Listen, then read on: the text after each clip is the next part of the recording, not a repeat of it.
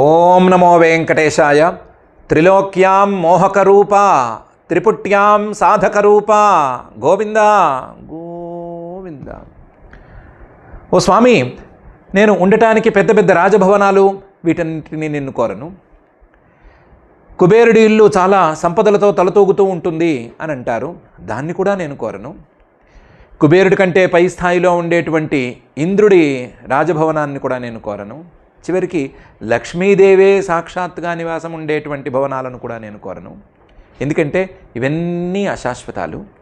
నేను అశాశ్వతమైన వాటిని కోరకూడదు అని, శాశ్వతమైన వాటినే కోరాలి అని నిర్ణయించుకున్నాను. కాబట్టి శాశ్వతమైనటువంటి నీ పాదపద్మాన్ని మాత్రమే కోరుతున్నాను.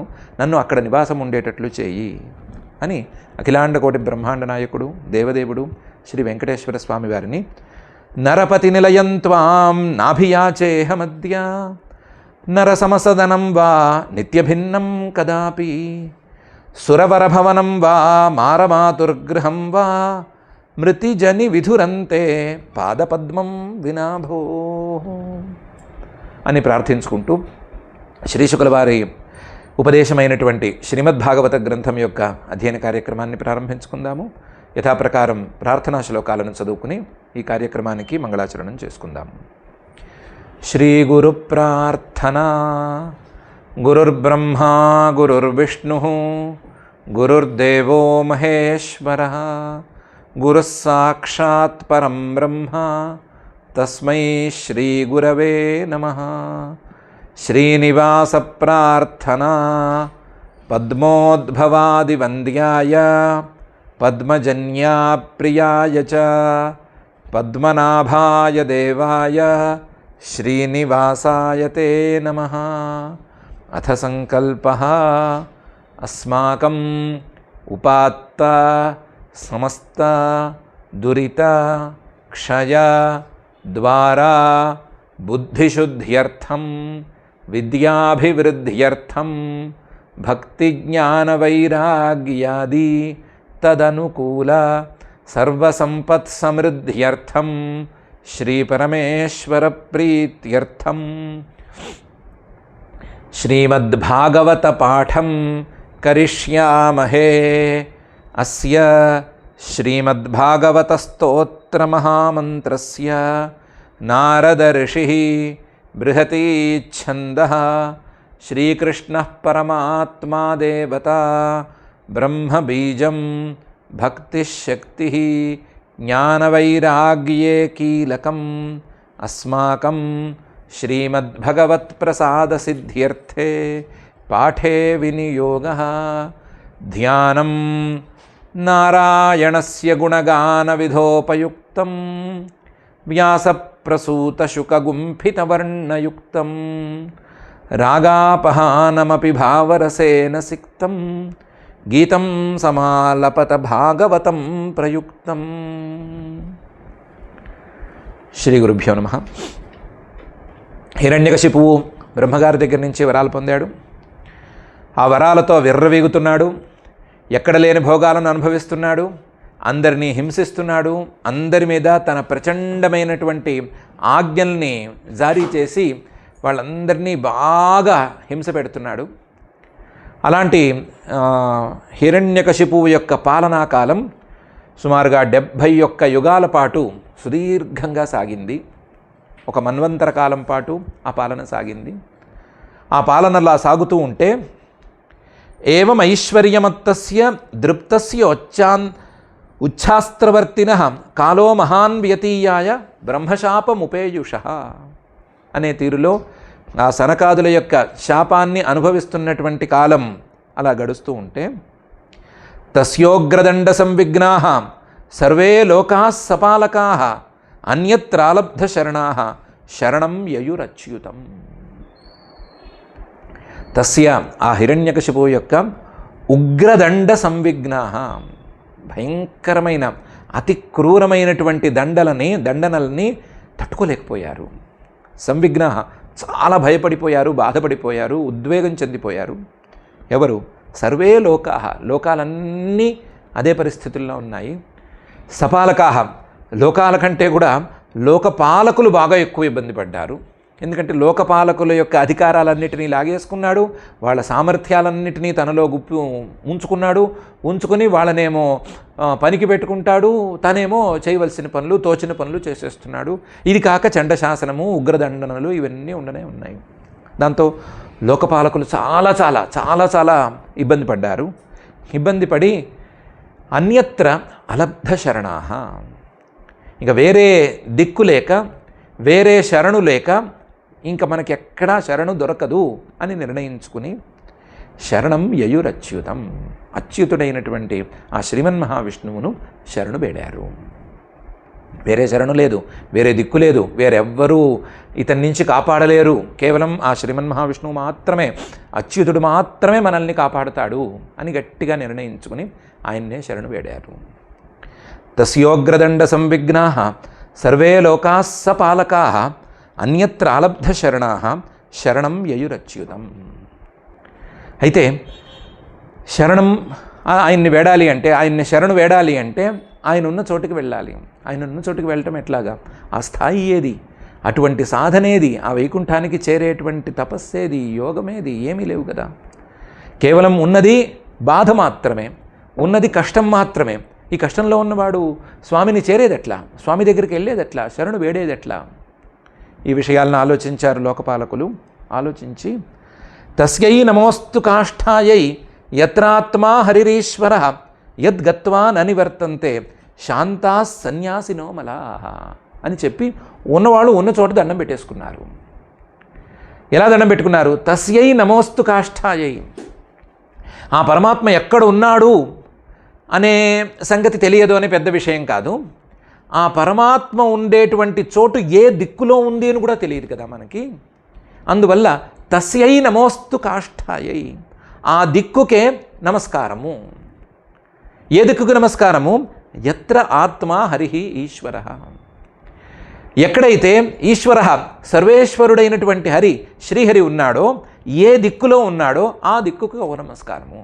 ఏ దిక్కు తెలియదు, ఏ దిక్కులో ఉంటే ఆ దిక్కుకు ఓ నమస్కారము. ఆయనే ఆత్మ, అందరికీ అంతరాత్మ, అందరి యొక్క ఆత్మ, అందరి యొక్క వాస్తవమైనటువంటి ఆత్మ. అటువంటి శ్రీహరి యొక్క సగుణ రూపం ఉండేటువంటి ఆ దిక్కుకి నమస్కారము. తస్యై నమోస్తు కాష్ఠాయై యత్రాత్మా హరిరీశ్వర. మరి ఏ దిక్కులో ఉన్నాడో తెలియకుండా, ఎక్కడున్నాడో తెలియకుండా నమస్కారం ఎలా చేసుకుంటారండి అంటే, తెలుసు సుమారుగా. యద్గత్వా న నివర్తంతే శాంతాః సన్యాసినః అమలాః. ఆ దిక్కు సన్యాసులు, శాంతిని పొందినటువంటి వాళ్ళు, లౌకికమైనటువంటి విషయాలన్నిటినీ విడిచిపెట్టేసుకున్న వాళ్ళు, అన్నీ వదులుకున్న వాళ్ళు, అమలః మనసులో మాలిన్యము లేని వాళ్ళు ఆ దిక్కును చేరతారు.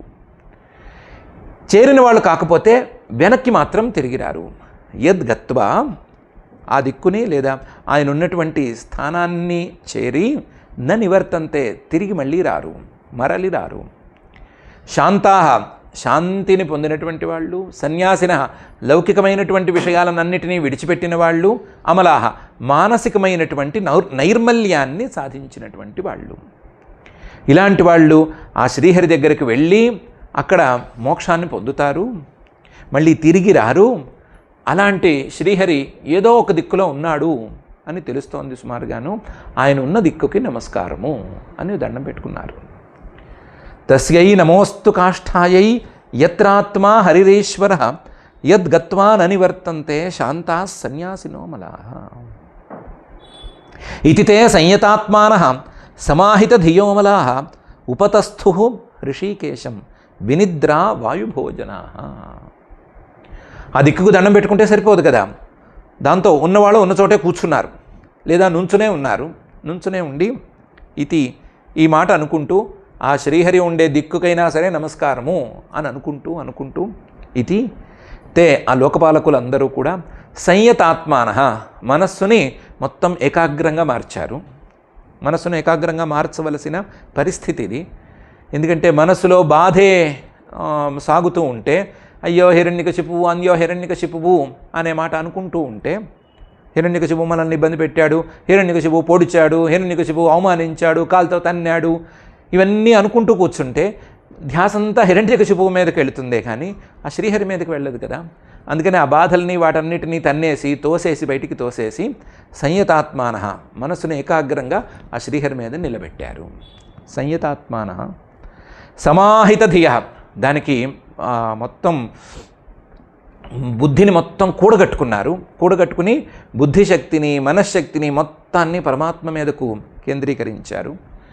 అమలాహ, మనస్సులో ఏ మాలిన్యము, కష్టానికి సంబంధించిన మాలిన్యము, హిరణ్యకశిపువుని తిట్టుకోవటం లాంటి దోషాలను ఉంచలేదు.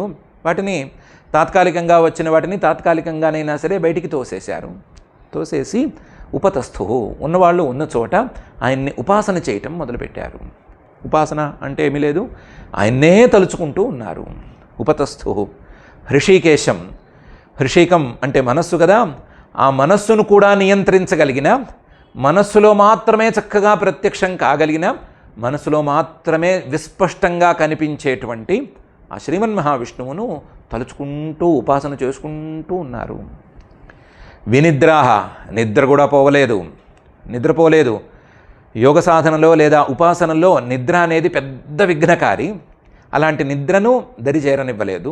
సహజంగా దుఃఖం ఉన్న చోట కొంచెంసేపు దుఃఖం బాగా ఎక్కువైతే తప్పకుండా వచ్చేది నిద్ర కదా, ఆ నిద్రను వీళ్ళు రానివ్వలేదు. ఎందుకంటే దుఃఖాన్ని బయటికి తోసేశారు. కేవలం ఏకాగ్రతతో ఉపాసనను మాత్రమే చేస్తున్నారు, నిద్రపోవట్లేదు. వాయుభోజనాహ, భోజనాలకు విరామము, టీ కాఫీలకు విరామము లాంటివి ఏం పెట్టుకోలేదు. కేవలం వాయుభోజనాహ, ప్రాణాయామంతో వాయువుని లోపల ఉంచేసి కేవల కుంభకంతో ఆ వాయువునే తింటున్నారేమో అనుకునేటట్లుగా కేవల కుంభక స్థితిలో, సమాధి స్థితిలో ఆయన్ని ఉపాసన చేయటం మొదలుపెట్టారు. దేవతలు కదా, సమాధి స్థితి వాళ్ళకి తొందరగానే అందుతుంది. అందులోనూ లోకపాలకులు చాలా పై స్థాయి సాధకులు కాబట్టి వాళ్ళకి సమాధి స్థితి అనేది పెద్ద విషయం కాదు. వాళ్ళు దాన్ని అందుకుని సమాధి స్థితిలో ఆయన్ని ఉపాసన చేయటం మొదలుపెట్టారు. ఇతి తే సంయతాత్మానః సమాహిత ధియోమలాః ఉపతస్థుర్ హృషీకేశం వినిద్ర వాయుభోజనాః.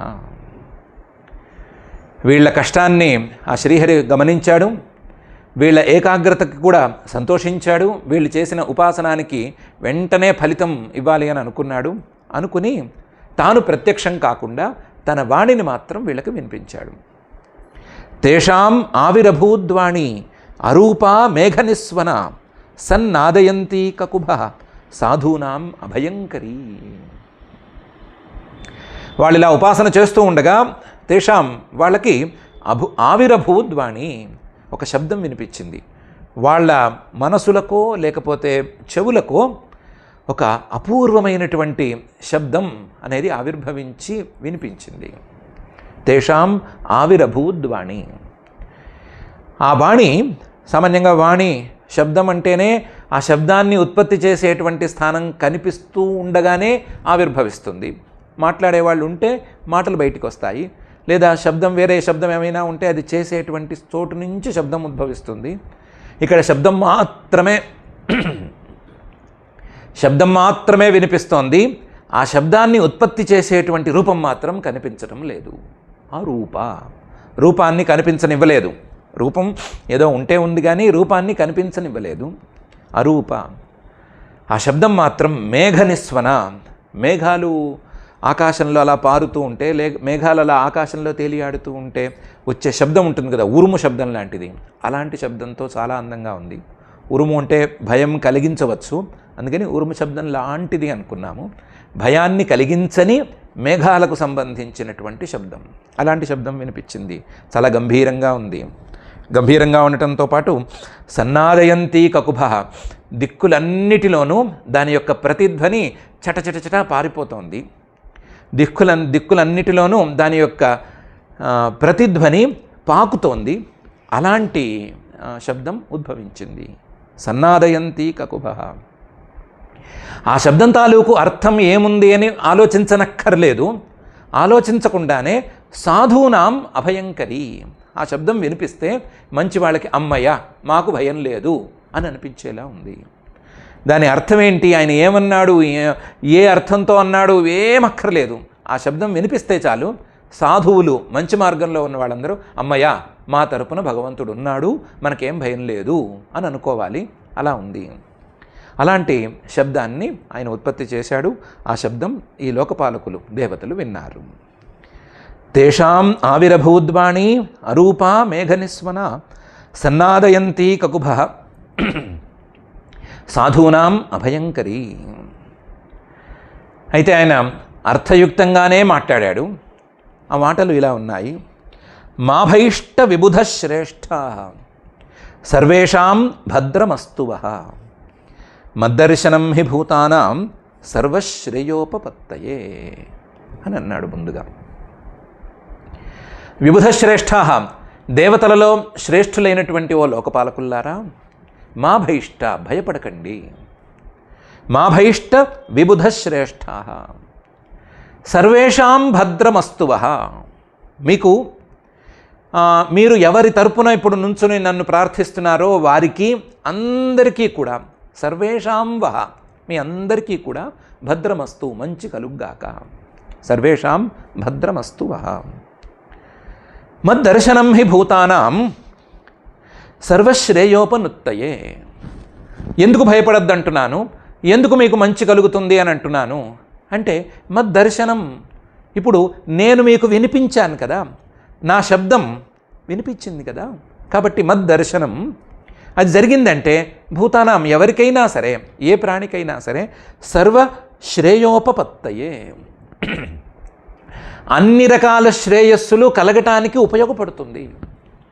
ఒక్కసారి నా యొక్క శబ్దం వినిపించిందా, నా యొక్క శబ్దం ఒకసారి వినిపించిందా, మీకు కావాల్సిన శ్రేయస్సులన్నీ కలిగినట్లే కదా. కాబట్టి భయము వద్దు, మీకు మంచి జరుగుతుంది అనే విషయంలో సందేహము వద్దు అని ముందుగా పరమాత్మ అన్నాడు.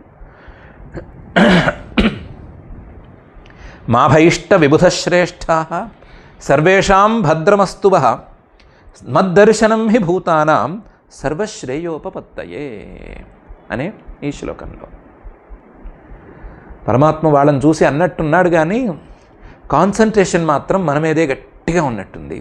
అందుకనే పదాలన్నిటినీ దానికి తగ్గట్లుగా జాగ్రత్తగా వాడాడు. అందులో మొదటి పదం మాభైష్ట విబుధ శ్రేష్ఠ అనే వాక్యంలో ఉండే విబుధ అనే పదం.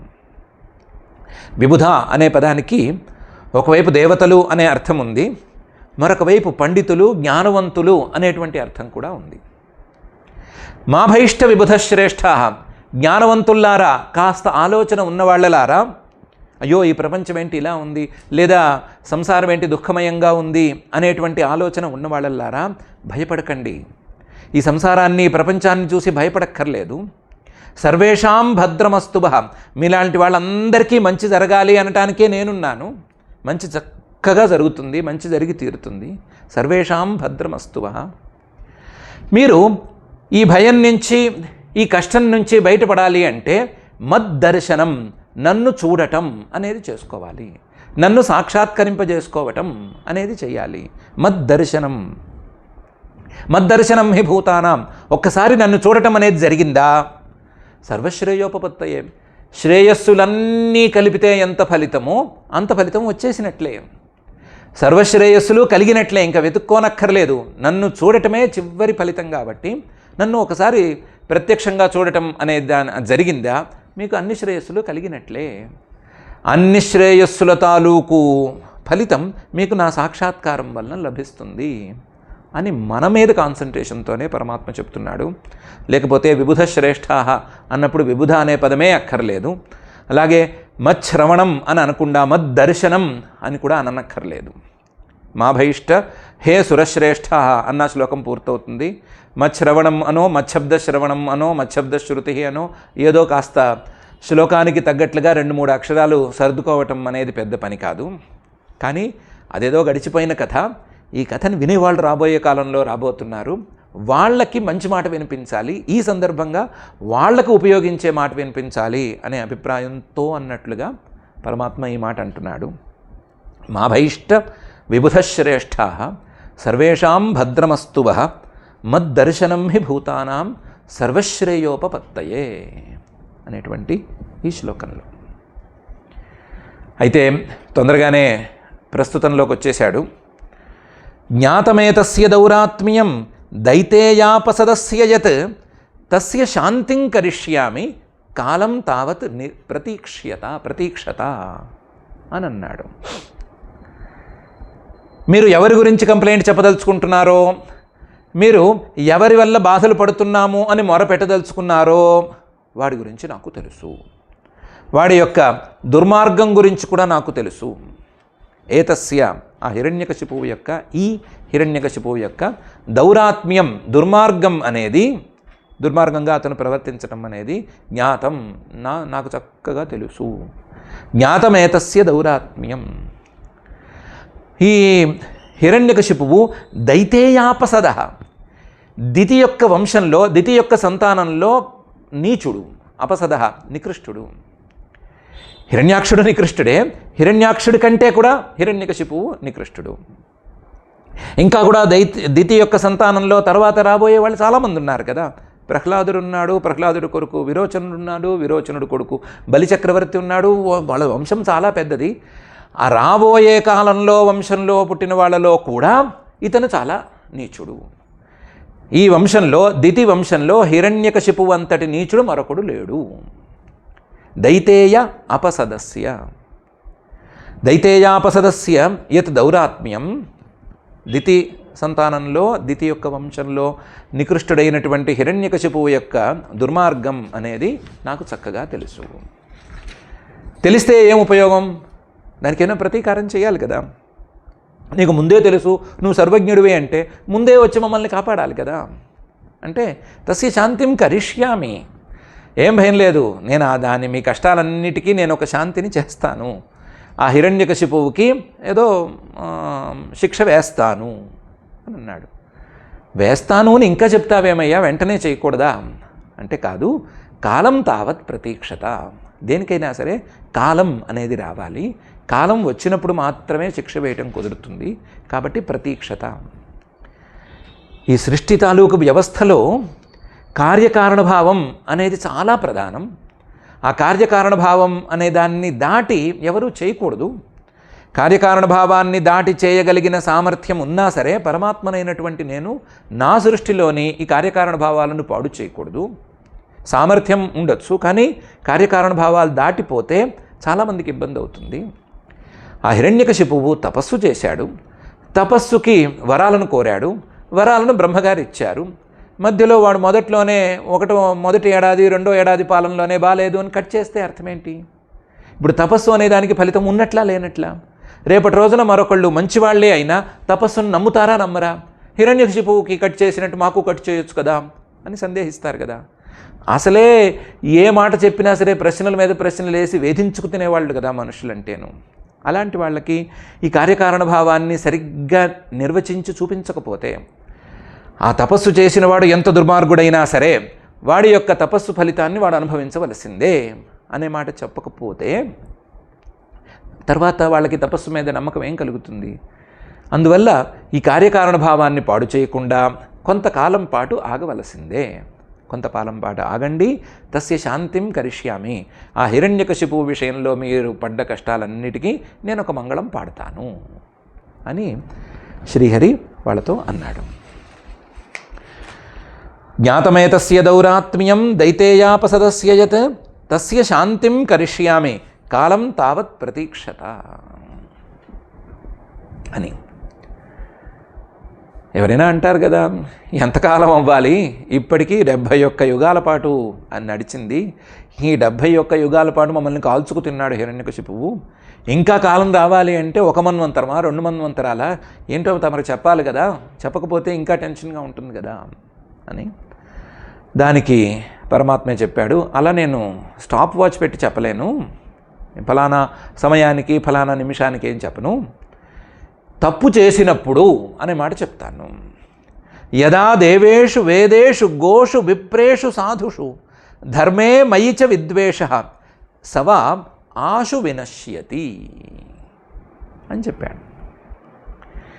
యదా ఎప్పుడైతే ఈ హిరణ్యకశిపువు దేవేషు దేవతల మీద విద్వేషాన్ని చేయటం మొదలు పెడతాడు, అతనికి దేవతల మీద విద్వేషం బాగా ముదిరిపోతుందో అప్పుడు నశిస్తాడు.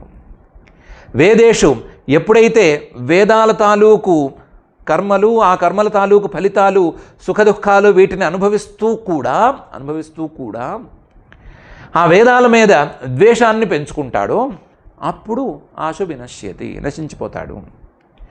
గోషు ఎప్పుడైతే వేదోక్తమైనటువంటి కర్మలకు సాధనాలైనటువంటి గోవుల మీద, గోమాతల మీద ద్వేషాన్ని పెంచుకుంటాడో, వాటి ద్వారా వాటి పాలు పితుక్కుని వాటితో పెరుగు చేసుకుని దాని మీద వెన్న, నెయ్యి వీటిని సాధించి ఆ నెయ్యితో హోమాలు చేసి ఆ హోమాల తాలూకు ఫలితాలను అనుభవిస్తూ కూడా వాటిని ద్వేషించటం ఎప్పుడైతే బాగా ముదిరేటట్టు చేసుకుంటాడో అప్పుడు ఆశు వినశ్యతి. యదా విప్రేషు ఎప్పుడైతే విద్యావేత్తలైనటువంటి జ్ఞానులైనటువంటి బ్రాహ్మణుల మీద ద్వేషాన్ని పెంచుకుంటాడో అప్పుడు నశిస్తాడు. సాధుషు ఎప్పుడైతే మంచి వాళ్ళ మీద ద్వేషాన్ని పెంచుకుంటాడో బాగాను అప్పుడు ఆశు వినశ్యతి, నశించిపోతాడు. ధర్మే ఎప్పుడైతే ధర్మం తాలూకు ఫలితాన్ని అనుభవిస్తూ కూడా ధర్మంలో భాగమైనటువంటి తపస్సు చేసుకుని ఆ తపస్సుకు ఫలితంగా బ్రహ్మగారిచ్చిన వరాలను అనుభవిస్తూ కూడా ధర్మాన్ని ద్వేషించటం అనేది ఎక్కువ చేసుకుంటాడో అప్పుడు వినశ్యతి. మయిచ ఎప్పుడైతే నేను బ్రహ్మగారిని సృష్టి చేసి బ్రహ్మగారి ద్వారా చేసినటువంటి ఈ సృష్టిలో భాగమై ఈ సృష్టిలో ఉండేటువంటి లోకాలనే పాలిస్తూ ఈ సృష్టిలో ఉండేటువంటి లోకాలలో ఉండేటువంటి విషయాల ద్వారానే సుఖదుఖాలను అనుభవిస్తూ ఈ సృష్టినే బాగా భోగంలోకి తెచ్చుకుంటూ చివరికి నన్ను కూడా ద్వేషించటం అనే దాన్ని ఎక్కువ చేసుకుంటాడో మయిచ విద్వేష ఎప్పుడైతే నా మీద ఆ ద్వేషం బాగా ముదిరిపోతుందో అప్పుడు సవా ఆశు వినశ్యతి. ఆ హిరణ్యకశిపు వెంటనే నశించిపోతాడయ్యా, మీరేం భయపడకండి అని అన్నాడు. యదా దేవేషు వేదేషు ఘోషు విప్రేషు సాధుషు ధర్మే మయిచ విద్వేష సవా ఆశు వినశ్యతి అని. ఈ శ్లోకం కూడా చూడపోతే హిరణ్యకశిపు మీదే ఉన్నట్టు అనిపించట్లేదు, మన మీద కూడా ఉన్నట్లు అనిపిస్తోంది. మనలో ఎవరైనా దేవతల మీద ద్వేషం పెంచుకున్నా, దేవతల్ని అనరాని మాటలన్నా, దేవతల్ని హాస్యాస్పదంగా మార్చేసినా, దేవతల మీద కామెడీ చేసుకున్నా అప్పుడు తప్పనిసరిగా ఏదో నష్టం కలుగుతుంది అని చెప్పబోతున్నట్లుంది. వేదేషు వేదాలను ఏమాత్రం ద్వేషించినా, వేదాల మీద అనవసరమైన వ్యాఖ్యానాలు చేసినా, వేదాల మీద కామెంట్స్ చేసినా సరే ఏదో నష్టం కలగబోతోంది అని చెప్తున్నట్టుంది. ఎప్పుడైనా గోమాతల మీద వాటిని సరిగ్గా వాడుకోవటం, వాటిని యజ్ఞాలకి వాటికి వాడుకోవటం, పూజలకి పునస్కారాలకి వాడుకోవటం అనేది సరే ఆ వాడుకోవటం కూడా లేకుండా వాటినే ద్వేషించేటువంటి పరిస్థితికి వస్తే అవి సరిగ్గా పాలు ఇవ్వవు, ఆవుల పాలు ఉంటాయి, నీళ్ళగా ఉంటాయి, వెన్న రాదు, వెన్న శాతం రాదు, గిట్టదు, గిట్టుబాటు కాదు అనేటువంటి స్థాయిలో ఆలోచనలు చేసి వాటి మీద ద్వేషం పెంచుకునే మాట అయితే, వాటికి ఏమైనా హాని చేసే మాట అయితే ఏదో కష్టం పొంచి ఉంది అని చెప్పబోతున్నట్లుంది. విప్రేషు విద్యావేత్తలైనటువంటి బ్రాహ్మణుల మీద బాగా ద్వేషం పెంచుకుని వాళ్ళ ద్వారా రావాల్సింది ఏదో రాబట్టుకుని, వాళ్ళ ద్వారా తెలుసుకోవాల్సింది తెలుసుకుని, ఆ జాతకాలు ఈ జాతకాలు చెప్పించుకుని, లేదా అవి ఇవి హోమాలు పూజలు అవన్నీ చేయించుకుని ఏదో విద్వేషాన్ని వేరే కారణాల మీద పెంచుకునే మాట అయితే ఏదో కష్టం పొంచి ఉంది అనే మాట చెప్తున్నట్లుంది. అలాగే మంచి వాళ్ళ మీద చూడంగానే దండం పెట్టవలసినటువంటి మంచి వాళ్ళ మీద అకారణంగా ద్వేషం పెంచుకునే మాట అయితే కష్టం తప్పనిసరిగా వస్తుంది అని మనలాంటి వాళ్ళకి చెప్తున్నట్లుంది. ముఖ్యంగా ధర్మే మయిచ, ధర్మం మీద ద్వేషం అనేది ఉన్నట్లయితే ఏ ధర్మం అనేది ఏమీ లేదు, దానికేం ఫలితం లేదు. మనం చూస్తూనే ఉన్నాం కదా, ధర్మం చేసేవాడెవడు సుఖంగా లేడు, ధర్మం చేయనివాడెవడు కష్టపడటం లేదు, కాబట్టి ధర్మాధర్మాలు లేవు అనే మాట మొదలుపెడుతున్నట్లయితే, ఆ మాటని ఆచరణలోకి తీసుకురావాలి అనే ప్రయత్నం చేసినట్లయితే, ధర్మం మీద ద్వేషం కలిగినట్లయితే, ధర్మం కాదు ఈ లోకంలో మనకు కావాల్సినవి వేరే ఉన్నాయి అనే భావన కలిగినట్లయితే, ధర్మ ప్రవృత్తి తగ్గితే తప్పనిసరిగా కష్టం పొంచి ఉంది అని చెప్పినట్లుంది. అన్నిటికంటే ఎవరికి వారికి స్వస్వరూపమైనటువంటి నా మీద, అంటే తమ మీదే విద్వేషం అనేది వస్తే తప్పనిసరిగా ఏదో కష్టం ఉంది, ఏదో ఒకటి కష్టం కాదు చాలా పెద్ద కష్టమే ఉంది అని మనలాంటి వాళ్ళకే చెప్తున్నట్లుంది. వాళ్ళకి హిరణ్యకశిపు విషయంలో చెప్పటం సరే, ఇది గనక చేస్తే, ఈ తప్పు చేస్తే ఎవరికైనా సరే తప్పనిసరి కష్టం అని బోధిస్తున్నట్లుగా ఉంది. అందుకనే ఆ వర్డింగ్ అంతా కూడా మనలాంటి వాళ్ళకు కూడా వర్తించేటట్లుగానే పరమాత్మ పెట్టాడు. యదా దేవేషు వేదేషు గోషు విప్రేషు సాధుషు ధర్మే మయి చ విద్వేష సవా ఆశు వినశ్యతి, వెంటనే నశించిపోతాడు అనే ఈ శ్లోకంలో. ఇవన్నీ ఆ హిరణ్యకశిపువు చేయకుండానేనా ఉన్నాడు? ఇదే కదా చేస్తున్నాడు.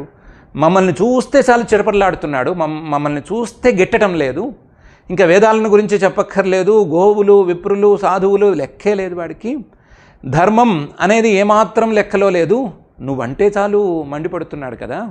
లేనిదా ఈ ద్వేషం?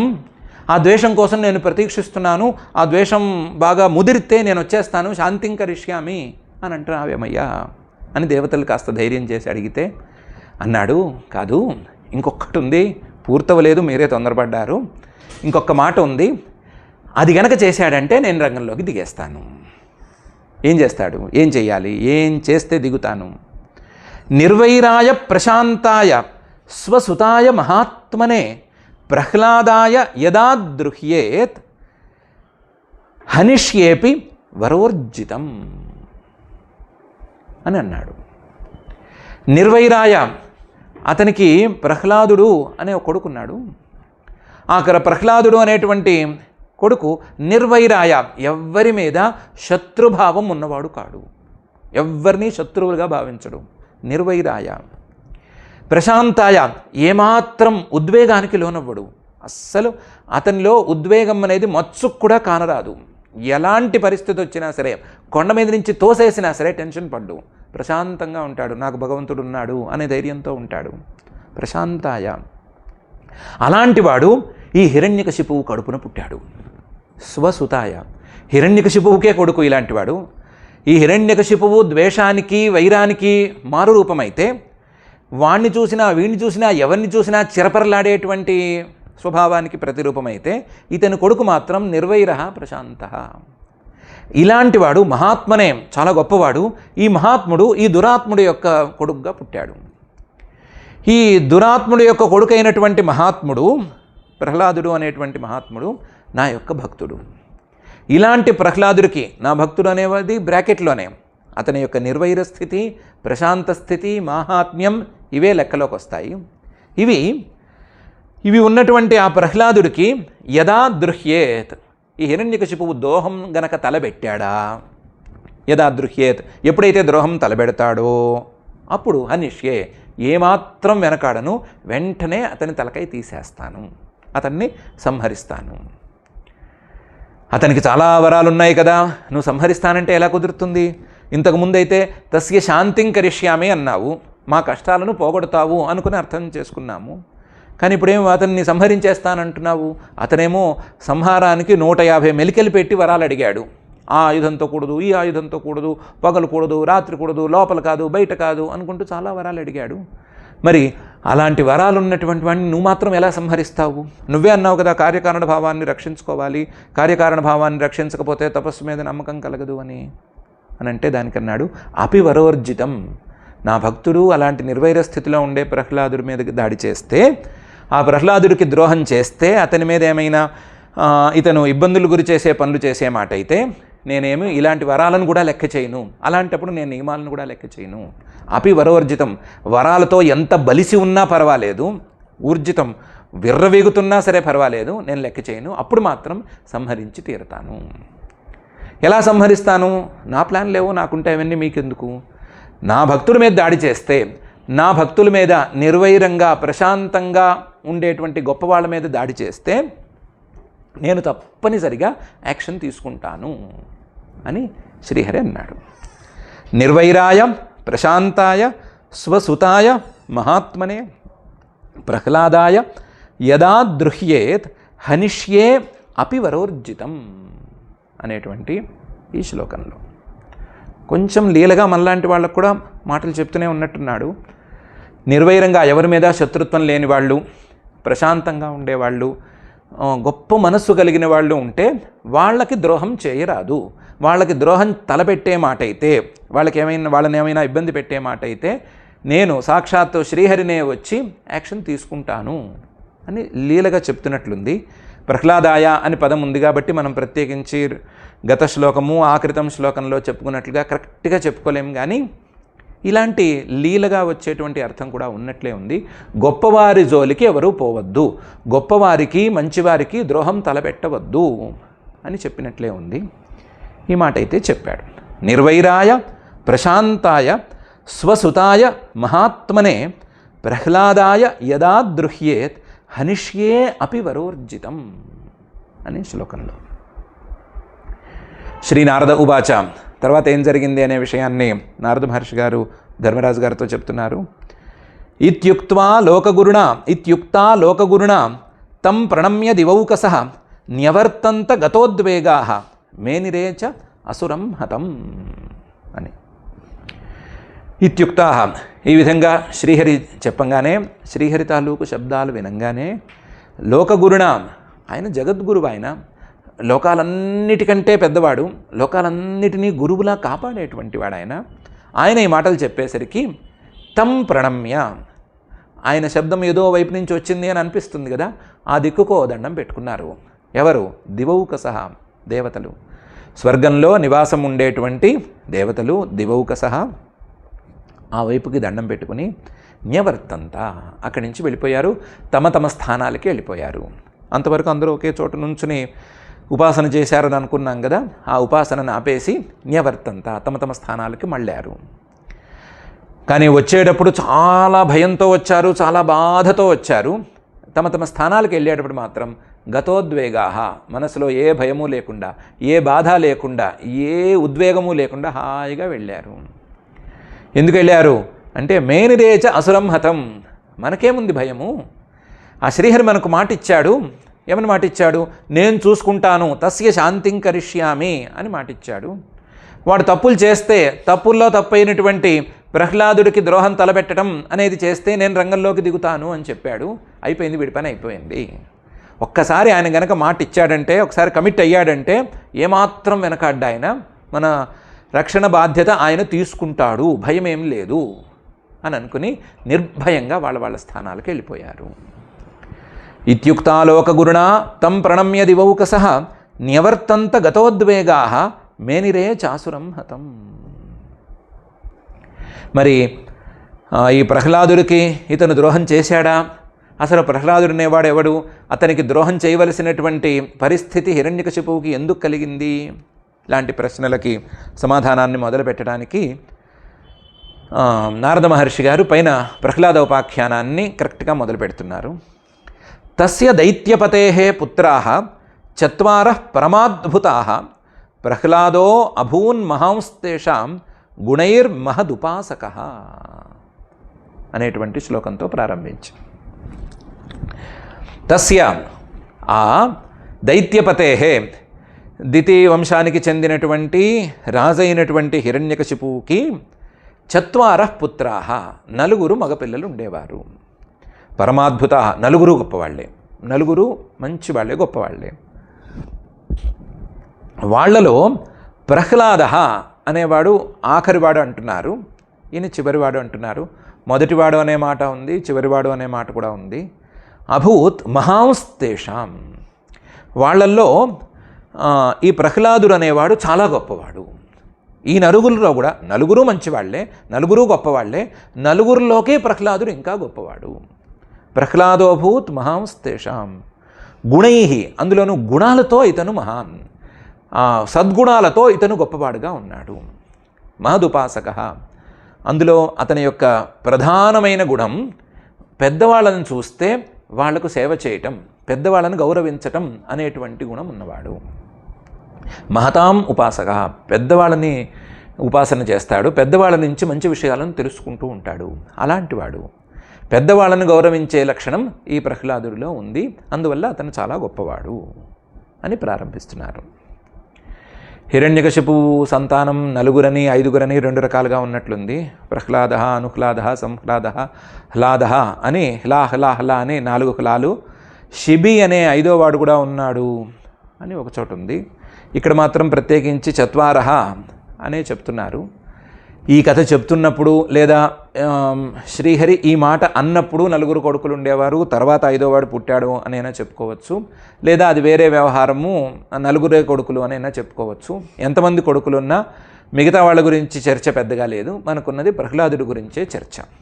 ఆ చర్చ ప్రకారం తస్య దైత్యపతయః పుత్రాశ్చత్వారః పరమాద్భుతాః ప్రహ్లాదోభూన్ మహాంస్తేషాం గుణైర్మహదుపాసకః. ఈ ప్రహ్లాదుడి యొక్క గుణాలను గురించి చెప్పుకోవాలి అంటే బ్రహ్మణ్యః శీలసంపన్నః సత్యసంధః జితేంద్రియః ఆత్మవత్ సర్వభూతానాం ఏక ప్రియ సుహృత్తమః అని చెప్పుకోవచ్చు. బ్రహ్మణ్యః బ్రహ్మజ్ఞాన యోగ్యత అనేది ఈ ప్రహ్లాదుడికి ఉంది, అది మొదటి గుణం. శీల సంపన్నః శీలం మంచి సుస్వభావం, మంచి స్వభావం అనేది ఉంది. ఆ మంచి స్వభావంతో ఇతను కూడి ఉన్నాడు, లేదా మంచి స్వభావం బాగా బలంగా ఉన్నటువంటి వాడు. అందరికీ స్వభావం ఉంటుంది, అందులో చాలామందికి మంచి స్వభావం ఉంటుంది, కానీ మంచి స్వభావమే బాగా కూడి ఉండటం అనేది అరుదు. మంచి చెడు సమంగానో కొంచెం ఇటు అటుగానో సందర్భానుసారంగానో మారుతూ ఉంటాయి మిగతా వాళ్ళకి, కానీ ఇతనిలో అలా కాదు. మంచి స్వభావం, మంచి నడవడిక అనేదే ఇతనిలో బాగా కూడి ఉంది, అదే పనిచేస్తుంది. చెడు స్వభావం అనేది లేనే లేదు. శీల సంపన్న సత్యసంధ, ఇతనికి సత్యం మీద తప్ప అసత్యం మీద ఏమాత్రం శ్రద్ధ లేదు. సత్యం మీదే ఇతనికి పూర్తి నిష్ఠ, సత్యనిష్ఠ కలిగినటువంటి వాడు. జితేంద్రియ, చిన్నపిల్లవాడైనా సరే ఇంద్రియాలన్నిటినీ గెలిచట్టి పెట్టుకున్నాడు. జితేంద్రియ ఆత్మవత్ సర్వభూతానాం ఏక ప్రియ సుహృత్తమ. ఇతని యొక్క అహంగ్రహోపాసన చాలా గట్టిది. అందువల్ల ఇతను ఆత్మవత్ సర్వభూతానాం, తన మీద తనకు ఎంత ప్రీతి ఇతనుకుందో అలాగే ప్రాణులన్నిటి మీద సమానమైన ప్రీతే ఉంది. ఆత్మవత్ సర్వభూతానాం ఏకః. అసలు వేరే ప్రాణి ఉంది అని, వేరే వస్తువు ఉంది అని ఇతనికి అభిప్రాయమే లేదు. ఏకబుద్ధే, ఏకత్వ బుద్ధే ఉంది. ఏక, అన్నిటినీ సమానంగా ఏకబుద్ధితో చూడగలడు. సమదర్శనం అనేది ఉంది ఇతనికి. అన్నిటినీ తన మీద ఎంత ప్రేమ ఉందో అంత ప్రేమతో చూడగలడు. ప్రియ, అన్నిటికీ ఎప్పుడైతే ప్రేమ తన మీద ఉండేటువంటి ప్రేమ అన్నిటి మీద పంచాడో అప్పుడు అన్నిటికీ దాదాపుగా ప్రియుడుగానే ఉంటాడు. ఇతను మాత్రం అన్నిటినీ సమానంగా ప్రియంగా ఉంచాడు. సుహృత్తమ, ప్రాణులన్నిటికీ కూడా ప్రత్యుపకారాపేక్ష లేకుండా ఉపకారం చేసేస్తాడు. ప్రాణులన్నిటికీ స్నేహితుడు, ఎవ్వరికీ అపకారం చేయడు, ఎవ్వరి దగ్గర నుంచి ప్రత్యుపకారం కోరడు, అందరికీ ఉపకారం మాత్రమే చేస్తాడు. అది ఇతని యొక్క గుణం. బ్రహ్మణ్య శీలసంపన్న సత్యసంధ జితేంద్రియ ఆత్మవత్ సర్వభూతానాం ఏక ప్రియ సుహృత్తమ అని నారద మహర్షి గారు అంతటి వాడే ప్రహ్లాదుడిని గురించి పొగుడుతూ చెప్తున్నాడు. ఇంకా చాలా చెప్తున్నాడు. దాసవత్ సన్నతార్యాంఘ్రి పితృవత్ దీనవత్సల భ్రాతృవత్ సదృశే స్నిగ్ధ గురుషు ఈశ్వర భావన విద్యార్థ రూప జన్మాఢ్య మానస్తంభ వివర్జిత అని. ఎవరినైనా పెద్దవాళ్ళని చూస్తే వాళ్ళ ముందు అమాంతం వంగిపోతాడు. సన్నత ఆర్య అంఘ్రిహి, ఎంతగా వంగిపోతాడు అంటే పాదాల మీదకు పడిపోయేంతగా వంగిపోతాడు. ఏదో నార్త్ ఇండియన్ స్టైల్ నమస్కారం ఇలా వంగి మోకాలని తడిమి తడమకుండా ముట్టుకోకుండా అది కుడి చెయ్య ఎడం చెయ్య అని చూడకుండా దండం పెట్టే బ్యాచ్ కాదు ఇది. పెద్దవాళ్ళని చూస్తే కింద పడిపోవటమే. ఎంతగా దాసవత్, వాళ్ళకేదో పనివాడు అన్నట్లుగా, వాళ్ళ దగ్గర ఏదో వెట్టి చాకిరీ చేస్తున్నట్లుగా, వాళ్ళకేదో దాసుడు అన్నట్లుగా వాళ్ళ ముందు పడిపోతాడు. సన్నత ఆర్య అంఘ్రిహి, పెద్దవాళ్ళు వస్తే వాళ్ళ పాదాల దగ్గరే ఈయన కనిపిస్తాడు తప్ప ఇంకెక్కడా కనిపించడు, అంతగా ఉంటాడు. దాసవత్ సన్నత ఆర్యాంఘ్రిహి. ఎవరైనా కష్టంలో ఉంటే దీనవత్సల, ఎవరైనా కష్టంలో ఉంటే వాళ్ళని పిల్లల్లాగా చూసుకుంటాడు. వాళ్ళ కష్టం పోయేంత వరకు అతను తోడుంటాడు. దీనవత్సల వత్సల పితృవత్, తండ్రులు ఎలాగైతే తమ పిల్లలకు కష్టం వస్తే, లేదా తల్లిదండ్రులైనా సరే తమ పిల్లలకు కష్టం వస్తే ఆ కష్టం పోయేంత వరకు తోడుగా ఉండి కష్టం పోగొట్టడానికి ప్రయత్నాలు చేస్తారో అలా ఇతను ప్రయత్నం చేస్తాడు. దీనుల మీద ఎవరికైనా కష్టం వస్తే వాళ్ళ మీద ఇతనికి ఉండేటువంటి జాలి క్రియారూపంగా అంత ఉన్నతంగా ఉంటుంది. పితృవత్ దీనవత్సల సదృశే భ్రాతృవత్ స్నిగ్ధ. తనతో సమానంగా ఉండేవాళ్ళు, తన వయస్సులో ఉండేటువంటి వాళ్ళు, ఇలాంటి వాళ్ళు ఎవరైనా ఉంటే తన అన్నదమ్ముల మీద ఎంత ప్రేమగా ఉంటాడో, ఎంత స్నేహంగా ఉంటాడో అంత స్నేహంగా ఉంటాడు. అన్నదమ్ములకి స్నేహం అనేది సహజంగా అబ్బుతుంది అనే అభిప్రాయం మీద ఈ మాట. అన్నదమ్ములకి స్నేహం అనేది ఉంటుంది, సహజంగా ఉంటుంది. కాస్త పోట్లాడుకున్న ఆ తగాదాలు ఈ తగాదాలు ఉన్నా కలిసిపోతారు, అందరూ కలిసిపోతారు, మాట్లాడుకుంటారు. మరీ మాట్లాడుకోనంత ద్వేషాలు ఎవరికీ ఉండవు పాపం. కానీ ఇతనికి మాత్రం అందరి మీద, తన వయసులో ఉండే వాళ్ళందరి మీద, తనతో సమానంగా ఉండే వాళ్ళందరి మీద అలాంటి స్నేహం ఉంది. భ్రాతృవత్ సదృశే స్నిగ్ధ. మరి ఇంకా గురువులను చూస్తే గురుషు ఈశ్వర భావన. గురువులను చూస్తే ఈశ్వరుడు పరమేశ్వరుడు గురువు అన్నట్లుంటాడు. గురువుల మీద జోకులు వేయటమో, లేదా వాళ్ళకి నిక్ నేమ్స్ పెట్టడమో, లేదా వాళ్ళ మీద ఏమైనా కామెడీ వస్తే దాన్ని 1కి 4 సార్లు చూసి ఆనందించడమో, లేదా ఆ క్యారెక్టర్లో వీళ్ళ టీచర్ని పెట్టుకొని ఆనందించడమో, మా టీచర్ కూడా ఇలాగే ఉందని పక్క వాళ్ళతో కామెంట్ చేయటమో, లాంటి పిచ్చి పనులు జోలికి పోడు. అలాంటి పనులు అతని ఊహలో కూడా లేవు. గురువు చదువు చెప్పేవాడు అంటే ఈశ్వర పరమేశ్వరుడే అనేటువంటి భావన ఉంది. పరమేశ్వరుడి యొక్క తత్వమైనటువంటి జ్ఞానాన్ని నాకు అందించేవాడు ఈశ్వరుడు కాక మరొకడు కాడు అనే ఉద్దేశంతోనే ఉన్నాడు. గురుషు ఈశ్వర భావన. అందువల్లే విద్యార్థ రూప జన్మాఢ్య. అతని జన్మ, అతని యొక్క రూపం, ఈ రెండూ కూడా విద్యార్థం జ్ఞానం కోసమే ఉన్నట్లున్నాయి. అతని జన్మ మొత్తం జ్ఞానం కోసమే. అతని యొక్క రూపం, అతని కాళ్ళు, చేతులు, కళ్ళు, ముక్కు, చెవులు అన్నీ కూడా జ్ఞానం కోసమే అన్నట్లుంటాయి. విద్యార్థ రూప జన్మాఢ్య. విద్యార్థం జ్ఞానం కోసమే పుట్టాడు, జ్ఞానం కోసమే ఈ శరీరాన్ని ధరించాడు అన్నట్లున్నాడు. మానస్తంభ వివర్జిత. ఎక్కడైనా ఒక్క సందర్భంలో కూడా గర్వంతో వంగకుండా నిటారుగా ఉన్నది లేనే లేదు. మానస్తంభ వివర్జిత. కోపం రావటం కానీ, గర్వంగా ఉండటం కానీ, స్తంభం వంగకుండా లేదా లొంగకుండా ఉండటం కానీ, ఏదో కొరపరాని కొయ్య అనేదో అంటారు కదా, అలా ఉండటం కానీ ఇవి లేనే లేవు. మానస్తంభ వివర్జిత. ఇలాంటి దుర్గుణాలే లేవు. ఉన్నవన్నీ సద్గుణాలే తప్ప ఒక్క దుర్గుణం కూడా లేదు అని నారద మహర్షి గారు ప్రహ్లాదుడి గురించి చెప్తున్నారు. దాసవత్ సన్నత ఆర్యాంఘ్రి పితృవత్ దీనవత్సల భ్రాతృవత్ సదృశే స్నిగ్ధ గురుషు ఈశ్వర భావన విద్యార్థ రూప జన్మాఢ్య మానస్తంభ వివర్జిత అనేటువంటి ఈ శ్లోకంలో. ఇంకా కూడా పై శ్లోకాలలో ఆయన్ని గురించి చెప్తూ వస్తున్నారు, ఆయన గుణగణాలను గురించి వర్ణిస్తున్నారు. తర్వాత హిరణ్యకశిపువుకి ఈ ప్రహ్లాదుడి మీద ద్వేషం ఎందుకు కలిగింది అనే విషయాన్ని కూడా వర్ణించబోతున్నారు. ఆ వర్ణనలన్నిటినీ మనం యథాప్రకారం అధ్యయనం చేసుకుందాము. కాకపోతే 2 విషయాలని మనసులోకి ప్రధానంగా తీసుకుందాం. ఒకటి, పరమాత్మ దేవతలకు ఉద్దేశించి చెప్పినట్లుగా ఉండే మాటల్లో మనం అందుకోవలసినటువంటి అంశాలు. రెండవది, ప్రహ్లాదుడి యొక్క ఇంతవరకు మనం విన్నటువంటి గుణాల్లో మనం అందుకోవలసినటువంటి గుణాలు. మొదటి దాని ప్రకారం చూసినట్లయితే పరమాత్మ దర్శనం తప్ప మానవులకు సర్వశ్రేయస్సులను ఇచ్చేటువంటి సాధనం మరొకటి లేదు అనేది ఖచ్చితం. అది సరే. అది ఆ సర్వశ్రేయస్ సాధనమైనటువంటి పరమాత్మ దర్శనం అందేంత వరకు భయాలు, కష్టాలు అనేవి తప్పనిసరి. ఆ భయాల్ని, కష్టాలని దాటాలంటే ఇదొక్కటే తప్పనిసరి అనే మాట సరే. దానికంటే కూడా ముఖ్యంగా దేవతలు, వేదాలు, గోవులు, విప్రులు, సాధువులు, ధర్మము, పరమాత్మ వీటన్నిటి మీద కనీసం కొంచెంలో పాళ్లలో అతి తక్కువ పాళ్లలోనైనా సరే ద్వేషం అనేది కూడదు. అలా ద్వేషం అనేది కనుక ప్రారంభిస్తే దానివల్ల నష్టమే వస్తుంది అనేటువంటి మాట. అలాగే వైరం లేని వాళ్ళు, మంచి వాళ్ళు ఎవరైనా ఉంటే వాళ్ళ మీద ద్వేషం ఉండకూడదు, వాళ్ళకి ద్రోహం తలబెట్టకూడదు అనేటువంటి మాట పరమాత్మ వాళ్ళకు చెప్తున్నట్లుగా మనకు చెప్పినటువంటి మాట. దీన్ని ప్రధానంగా మనం గ్రహించుకుందాము. ప్రహ్లాదుడి యొక్క గుణాల్లో ఏ గుణం మనకు కావాలి అంటే ప్రతి గుణము మనకు కావాల్సిందే. చిన్న పెద్ద అనే తేడా ఏమీ లేదు. అందరికీ ప్రహ్లాదుడి యొక్క గుణగణాలు కావాల్సిందే.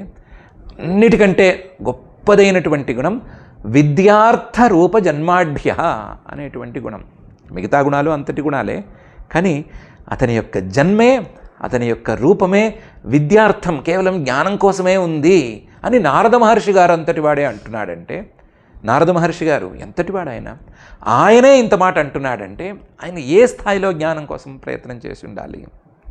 కాబట్టి ఆ గుణాన్ని మనం ఎంతలో కొంతైనా సరే గ్రహించుకునేందుకు, దాన్ని మనసుకు అలవాటు చేసుకునేందుకు ప్రయత్నం చేద్దాం.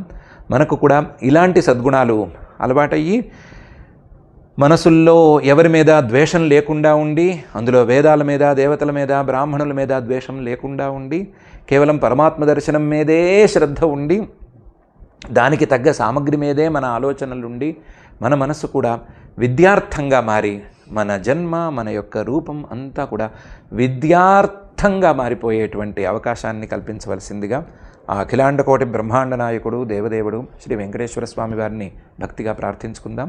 ఆ ప్రార్థనతో ఈ రోజుకి పారాయణ కార్యక్రమాన్ని ప్రారంభించుకుందాం.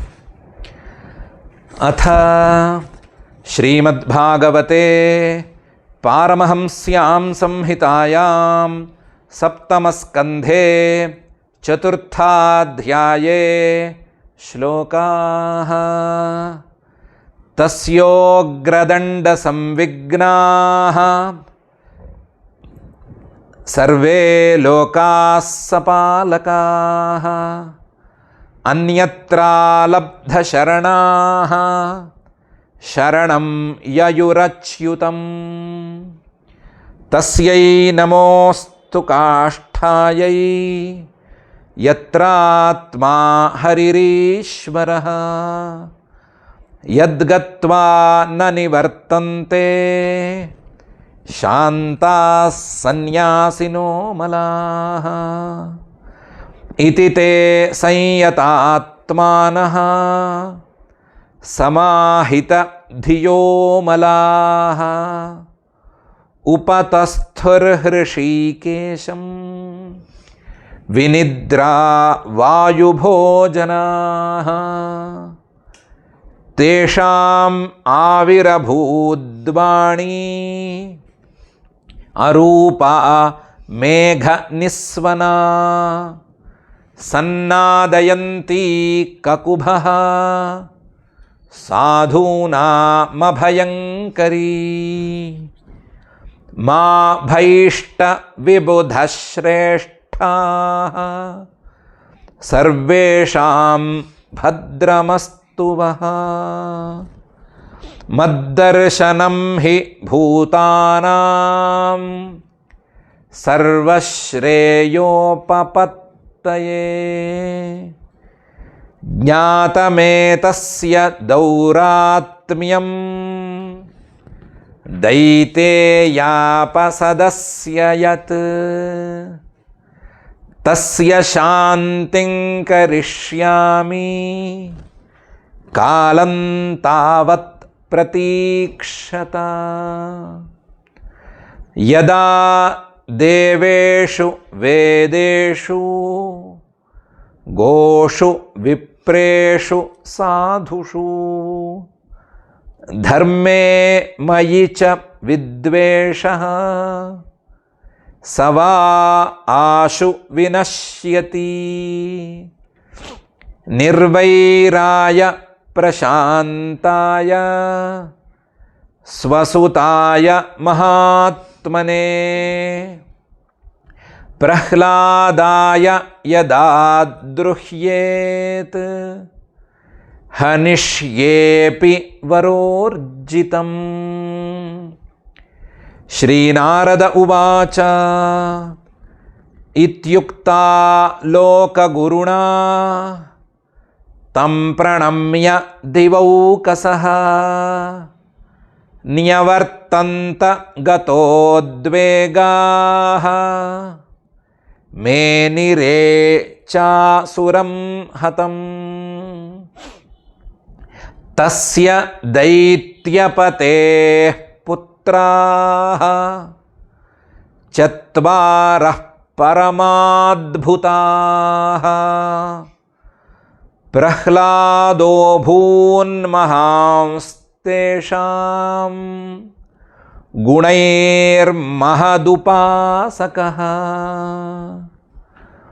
బ్రహ్మణ్యః శీలసంపన్నః సత్యసంధో జితేంద్రియః ఆత్మవత్ సర్వభూతానాం ఏక ప్రియ సుహృత్తమః దాసవత్ సన్నతార్యాంఘ్రిః పితృవద్దీనవత్సలః భ్రాతృవద్ సదృశే స్నిగ్ధః గురుష్వీశ్వరభావనః విద్యార్థరూపజన్మాఢ్యో మానస్తంభవివర్జితః